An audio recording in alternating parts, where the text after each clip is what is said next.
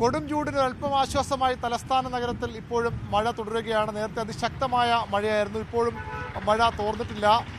ഇന്നലെ രാത്രിയും തലസ്ഥാനത്ത് പലയിടത്തും ഇന്നലെ വൈകുന്നേരം മുതൽ നേരിയ തോതിൽ മഴ ലഭിച്ചു. ഇന്ന് ഏകദേശം അരമണിക്കൂറിലേറെ അതിശക്തമായ മഴയായിരുന്നു തലസ്ഥാനത്ത്. ഇപ്പോഴും ചെറിയ രീതിയിൽ മഴ പെയ്യുന്നുണ്ട്. അടുത്ത അരമണിക്കൂർ കൂടി തിരുവനന്തപുരം, കൊല്ലം, പത്തനംതിട്ട ജില്ലകളിൽ ഒറ്റപ്പെട്ട ഇടങ്ങളിൽ ഇടിമിന്നലോട് കൂടിയതോ മിതമായതോ ആയ മഴയ്ക്കും മണിക്കൂറിൽ 40 കിലോമീറ്റർ വരെ വേഗത്തിൽ വീശിയേക്കാവുന്ന ശക്തമായ കാറ്റിനും സാധ്യതയുണ്ടെന്ന് കാലാവസ്ഥാ നിരീക്ഷണ വകുപ്പിൻ്റെ കേന്ദ്ര കാലാവസ്ഥാ വകുപ്പിൻ്റെയും മുന്നറിയിപ്പുമുണ്ട്. ഏതായാലും തലസ്ഥാന നഗരത്തിൽ പതിവ് കാഴ്ചകൾ തന്നെയാണ്. ഒരു മഴ പെയ്യുമ്പോൾ, ഇപ്പോഴും ഈ ചെറിയ മഴ പെയ്യുമ്പോൾ തന്നെ നഗരത്തിൽ പലയിടത്തും വെള്ളക്കെട്ടായി. ഞാനിപ്പോൾ ഉള്ളത് തിരുവനന്തപുരത്ത്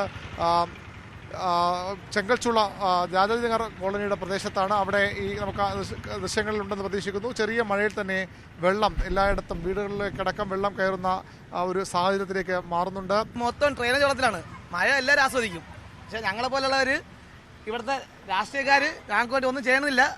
ഏത് ഭരണക്കാരെന്നാ ശരി തന്നെ ഞങ്ങൾ ആസ്വദിക്കാൻ ട്രെയിനേജ് വെള്ളത്തിലാണ്. ഞങ്ങളെ കുഞ്ഞുങ്ങൾ ഞങ്ങളെല്ലാം ആസ്വദിക്കണം. എൻ്റെ കാലിൽ 4 സ്റ്റിച്ച് ഇട്ടൊക്കെയാണ്. ഇതേപോലും ഞാൻ ആസ്വദിക്കുന്നത് ഈ ട്രെയിനേജ് വെള്ളമാണ്. മഴ മാത്രമല്ല ഞങ്ങൾ ആസ്വദിക്കുന്നത് ട്രെയിനേജ് വെള്ളമാണ്. ഇവിടുത്തെ പ്രശ്നങ്ങൾക്ക് എന്തെങ്കിലും പരിഹാരം കണ്ടെത്താൻ പറ്റുന്നുണ്ടെങ്കിൽ നിങ്ങളുടെ ചാനൽ ഒരു ബിഗ് സാല്യൂട്ട്. ഏതായാലും മഴ അരമണിക്കൂർ കൂടി തുടരുമെന്നാണ് മുന്നറിയിപ്പ്. ഈ വെള്ളക്കെട്ട് ദുരിതം തന്നെയെങ്കിലും നാട്ടുകാർക്ക്, ജനങ്ങൾക്ക് വലിയ ആശ്വാസമായി മാറുകയാണ് ഈ മഴ. കാരണം അതിശക്തമായ വേനലായിരുന്നു.